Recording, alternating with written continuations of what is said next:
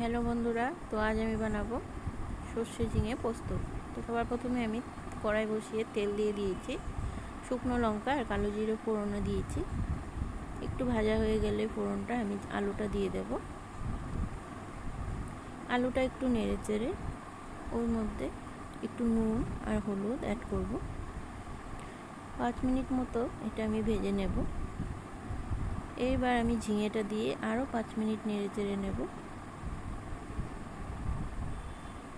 তো 5 মিনিট নেড়ে চেড়ে এবার পোস্ত আর কাঁচা লঙ্কা আমি বেটে রেখেছিলাম ওটা দিয়ে দিলাম। বাটিটা ধুয়ে একটু জল দিয়ে দেব। ভালো করে নেড়ে একটু 5-7 মিনিটের মতো ঢাকা দিয়ে রাখবো। সামান্য একটু চিনি দিয়ে দেবেন। নামানোর আগে একটু সর্ষের তেল দিয়ে নামিয়ে দেবেন। রেডি।